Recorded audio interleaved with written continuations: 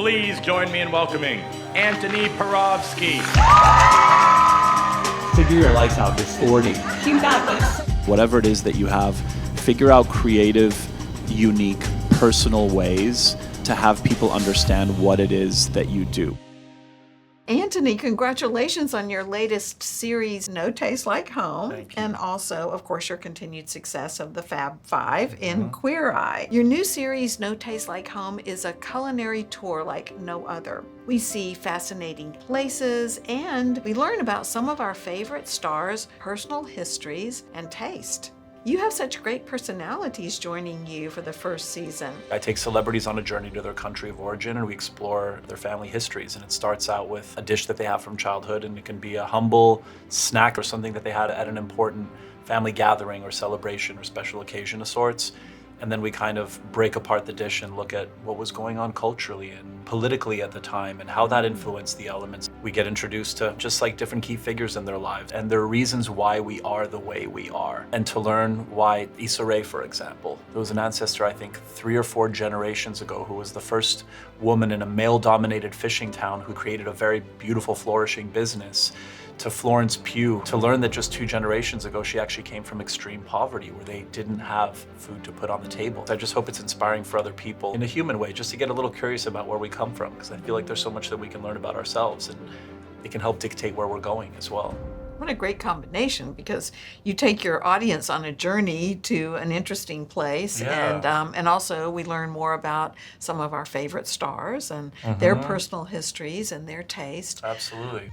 Queer Eye is so heartwarming and intimate, but what you do is definitely not easy when you're addressing your heroes' confidence and health and cuisine and home. I mean, I have a tremendous amount of respect for anyone who has never had any type of hope or desire or wish to be on camera, and then to suddenly not only do that for an entire week, for 12-hour days, but also to open up about their own personal wounds, their hopes, their wishes, how they want to be better people for their communities, for their significant others, for their children. I'm there to sometimes literally hold their hand throughout the process and just allow them to tell their stories and see what we discover or what we uncover. Yeah, well, they are catapulted from kind of a very private life into a very public life, but I'm sure they love it and they are so appreciative. And you change lives. It's very transformational. You're a culinary romantic, so Antoni, do you have any go-to date night dishes? Date night meals. I guess it all depends. I mean, if you're making food for somebody, Yes.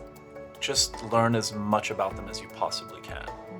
Whether it's romantic or you're doing a Galentine's Day, figure out what makes the person spark and like what brings them joy. And then honestly, I don't care if it's pasta al olio. Some people say no carbs, no garlic, that's not sexy on a date. I'm like, if you're both having the garlic, it cancels each other out and like, we gotta eat. But I think just get specific with the intention. Are you trying to recreate a nice memory that you had? If you've been together for a really long time, is there something that you want to look back on? Is there a trip that you took to a nice little cafe? Music, and like you can touch in on all of the senses in that way. So food is important, but I think it comes in so many different ways. Cooking is just one of many art forms that you've mastered.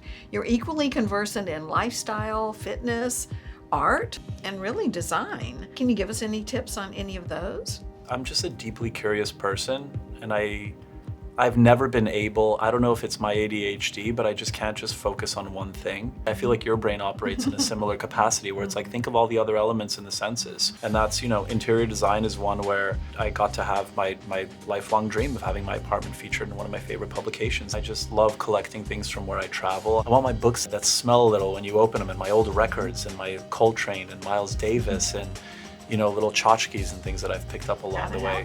I just think it's important to have passions, and it's like, I get it. Not everyone's super interested in cooking or interior design, but you're interested in something. And if you're not, like, figure it out. Yes. The world is too beautiful. Life is short. I think we have to stay stimulated and inspired. SCAD recently launched Chef ATL, which you were talking a little bit about in the earlier conversation. It's a docuseries exploring the diversity of Atlanta's culinary culture. And it's created entirely by SCAD student storytellers. Maybe you'd guest star on it sometime. I'm down. Okay. I need any excuse to be back in Atlanta. I genuinely love it here. All right. Yeah. Well, you didn't start in this. I mean, you didn't think you were going to be in food. No, I wanted Or to be an not actor. so much be an actor. I wanted nothing to do with food. Well, in a professional sense.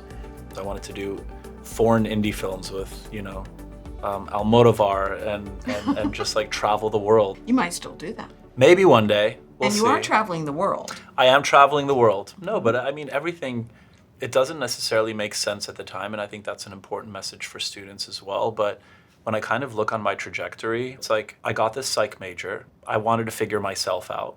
I worked as an assistant to a food person.